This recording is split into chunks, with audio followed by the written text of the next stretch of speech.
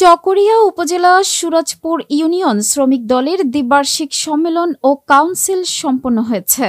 মঙ্গলবার ১৯ নভেম্বর বিকাল ৪টায় সুরাজপুর ইউনিয়ন পরিষদ মাঠ সংলগ্ন সুরাজপুর ইউনিয়ন সাংগঠনিক শ্রমিক দলের দ্বিবার্ষিক এই সম্মেলন ও কাউন্সিল অনুষ্ঠিত হয়।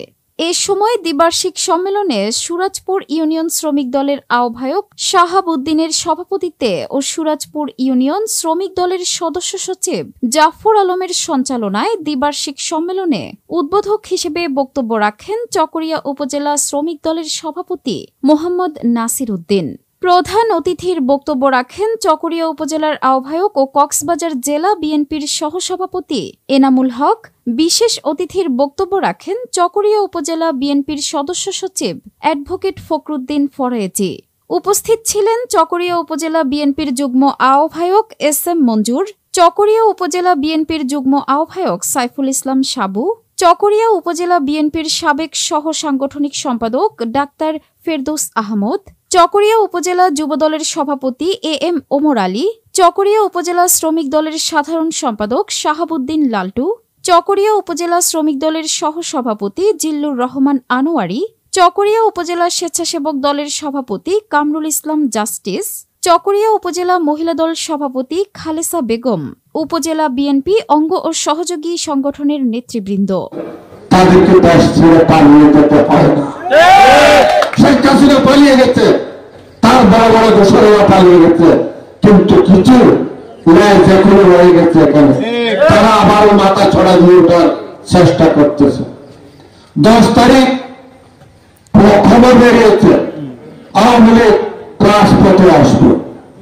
10 তারিখ পর আমরা প্রতিটি মুহূর্ত আওয়ামী লীগকে পাহারা দিচ্ছি রাজপথ থেকে বিতাড়িত করার জন্য।